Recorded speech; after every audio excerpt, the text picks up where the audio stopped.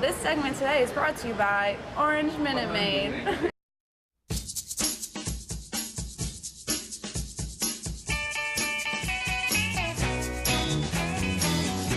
How many hours a day would you say you would spend watching TV? I usually spend 3 to 5 hours watching TV every day. Maybe like an hour a day. I watch TV all the time. Maybe like 2 or 3 hours. I get home at 5:30 to 6 o'clock at night, so if there was anything we're watching family style, it would be after that time. I watch around 3. I don't really watch television, so probably not. Mary, Mary, where are you going to? What's your favorite type of programming to watch? Be like crime, like NCIS, Homeland. Crime. Drama. I like to watch like drama sitcoms like Mad Men. Mad Men's usually my favorite thing to watch probably. I love Family Guy. It's almost 200 episodes. I love Family Guy. It's about life. Sometimes sports or sometimes like just comedy shows maybe. Mary, Mary, where are you going to? What part of the day do you generally watch television? Mostly late afternoon, early evening. Mostly at nighttime. After dinner. Evening. Probably in the afternoon because that's when the soccer games are. At night. Man would do. And what benefits do you get out of watching TV? Enjoyment. Entertainment. Well, I get to put myself into other people's shoes, especially with the crime shows, so. Past boredom. Away from study. It doesn't benefit me. It's just for entertainment purposes. None really. I personally don't have any. Absolutely nothing, because 99% of it's crap.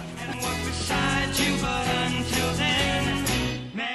Do you think it affects your attitudes or values in any way? Yes, it does. Like, for example, I watched the Jersey Shore show. It ruined the reputation of Jersey's people. We're not like that. I don't know why people interpret us being like that. That's one thing I hate. News used to be very objective, at least I thought so when I was growing up, but now it's very partisan. And they're moving away from their telling you the news to commenting on the news and telling you what you should be thinking and feeling. And I am against that. And maybe it does because they get more and more risky all the time. You see more and more things going on. No, because I see Family Guy every day, as in like life. It doesn't affect any really. Not really, no. I don't think that it affects any of that.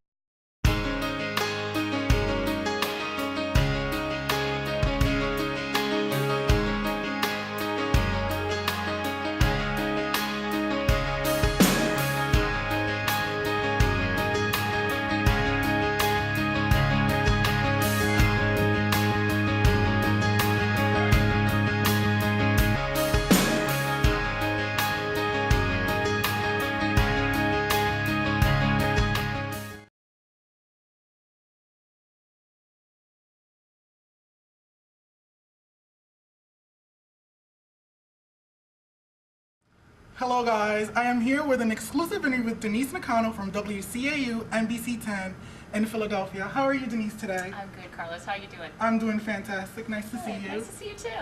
So, I just want to get to know you a little bit more so that myself and the classmates just know more about how the industry works and how much life the industry has to give and offer. Where are you originally from? I was born in Inglewood, California, so a native of California, and I grew up in a suburb of Los Angeles. And yeah, that's where I spent from birth to about, through high school, and then I kind of went off, college in Northern California, and then from there was, cross country working in the industry. That's great. Where did you study broadcasting? I went to the University of the Pacific in Stockton, California. And I don't know how I ended up, because they don't have like a really, well, they really don't have the strongest program, but I think what was most important for me were my experiences with my internships. That was like the most important thing. So I think it doesn't really matter where you land, where you go to school. It's just like what you do with it, and mostly what you do with it outside of the classroom. I think that's the most the key thing, really. I mean, I think it was like one out of I don't know how many students, but every 4 years there seems to be like just one of us that actually ends up breaking into the industry. So not the best school for it, but if you are persistent, then you can do your thing. So. That was great. Who is your boss and why is your job important? Well, my boss, I feel like I have many bosses, but the head of the news department is Anzio Williams, who's our news director. And then there are middle managers who I have to answer to. So managing editor, my executive producers that I answer to on a daily basis, but they of course all work under Anzio, who Anzio works under our general manager, Eric Lerner. So that's, basically Anzio sets the tone for how we produce our newscast and how we go about it, how we report, things like that. So he carries the tone. So that's my main boss. And your other question was? Why is it important? Why is my job important? Yes. I always felt like, we're here to be a messenger. I mean, basically to take information, make it interesting, make it informative, to allow people to understand what's going on in the community. So I feel like, that information is, as a messenger, to be out there and to actually be able to present it so people would be interested and understand what's going on in the community is vital. It is. All right. Why did you choose to go into the television industry? I was 13 years old when I decided to go into journalism, and I think it's growing up in a household where my parents were big news watchers, and I saw a lot of diversity when I turned on the television and I saw my parents watching that. And I just looked at these females, these broadcasters, and I looked up to them and I said, I would like to do that one day. And so they were my first inspiration. And then as I went along in high school and in college, because I was only 13 and I had this always in the back of my mind, even though I didn't share it with everybody, that I felt that as long as I take, the baby steps in that direction, maybe gradually I'll get there. And that's just kind of how I approached it. Every little step in terms of public speaking or joining this club or doing, journalism, for the high school newspaper, things like that, kind of all contributed to I guess, where I am. Yes. So Denise, I don't know if you know, but I've done my history on you. Today's April 10th. Yes? What does that mean? You know more than, okay, go ahead. Today's April 10th, we're at NBC 10 right now, and you've almost been working here for 10 years. What has been the greatest experience for working for NBC 10? Did you plan this way? To Yes. do the interview on April 10th? And we're in the former 10 show studio. My gosh. What is my biggest, what was your question? I'm sorry. Greatest experience working here for NBC 10. Oh my gosh. I think it's been the people that I've been fortunate to work with and to also meet, in this community.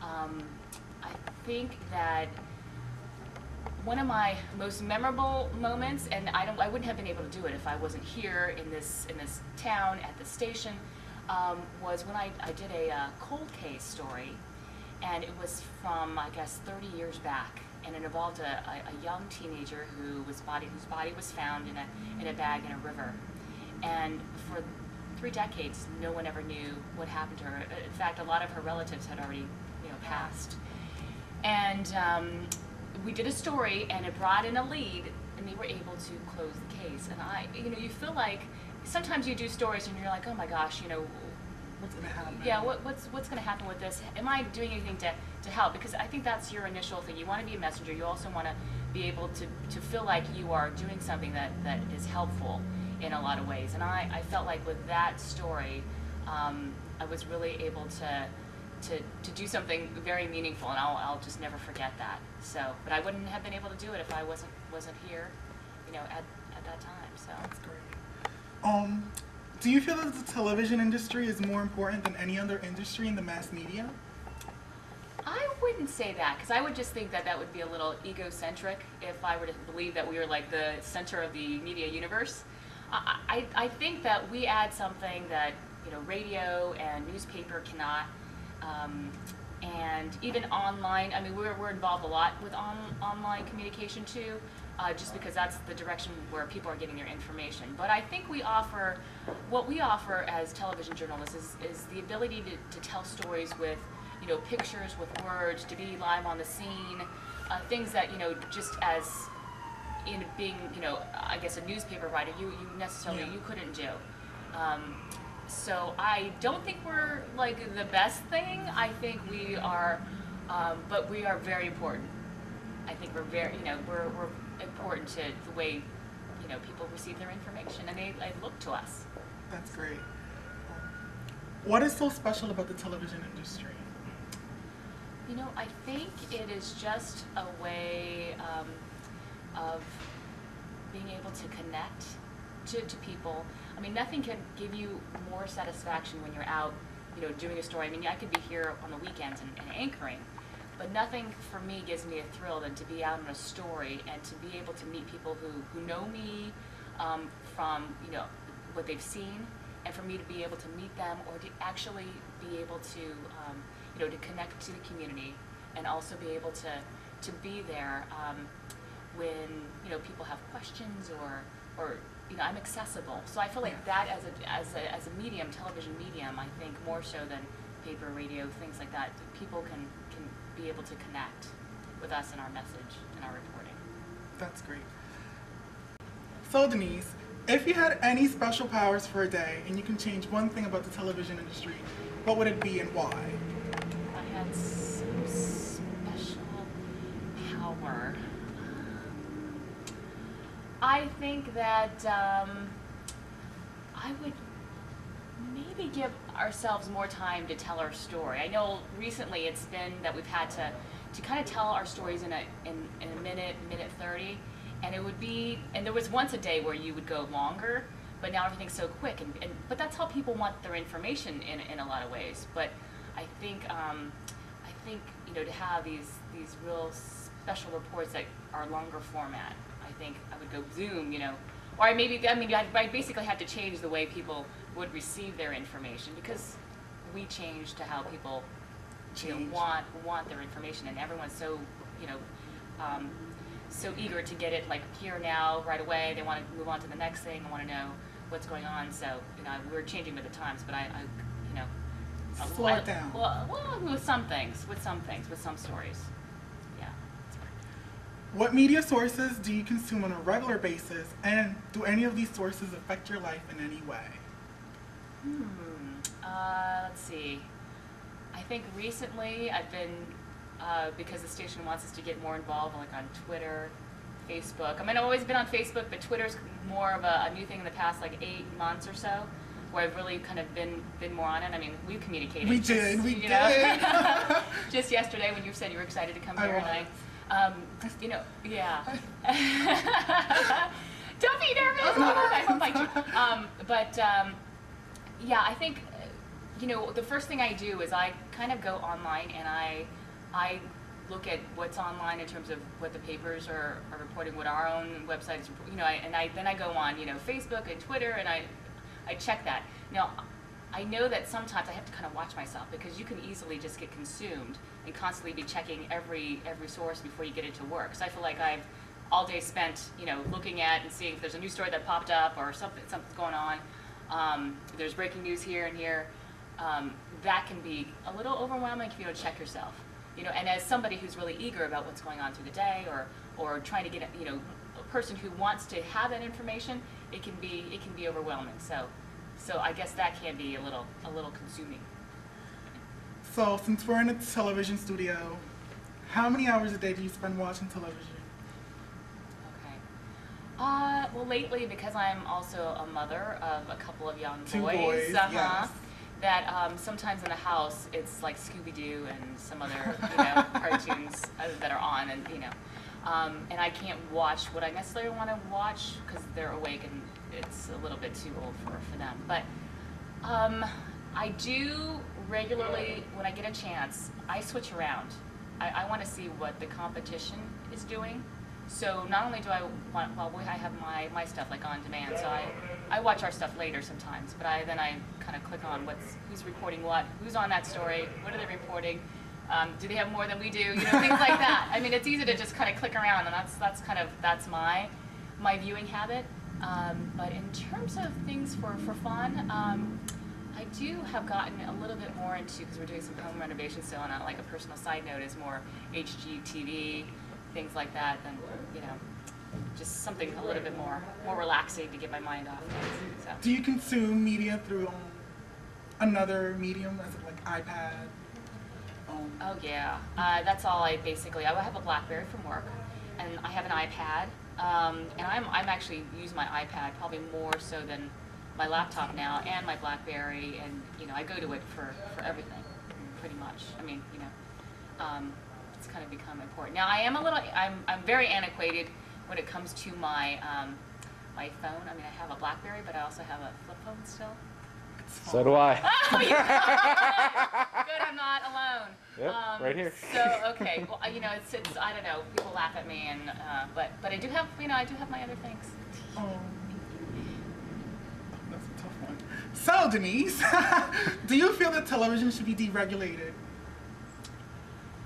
I think that I believe in that there should be some regulation, because I think when it all boils down to it, I think a lot of us, as humans, as capitalists, we as consumers, when it comes down to it, it's about profit a lot of times.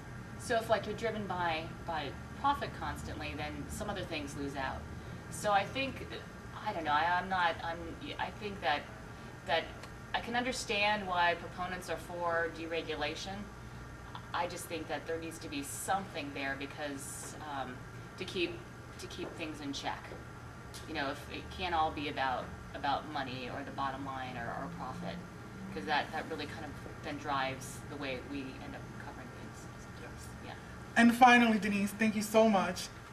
How do you see the future for the television industry? And will you still play a role heading in the digital age that we are heading? Well, I'm trying to keep up. It's all ever changing, and so that's the challenge of television, is to kind of keep up with that change.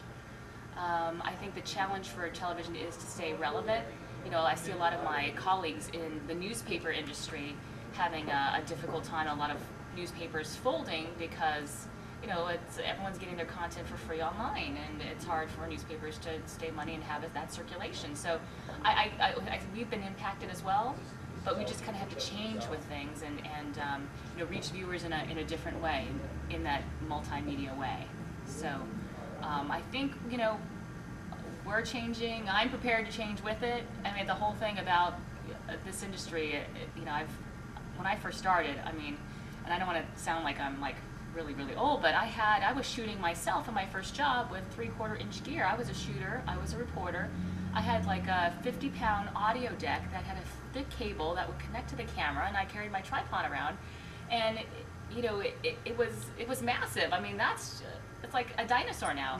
Things have and then back, even further, people were splicing film, or they had audio people with them, 3-people crew, and now people are more multi-platform journalists, right? Yes. Doing it all by themselves. So, you just kind of have to go with the flow, especially if you want to, keep up with how things are changing. I mean, if you don't keep up with the flow, then you end up, being behind or, left behind. Outdated, yeah. Yeah.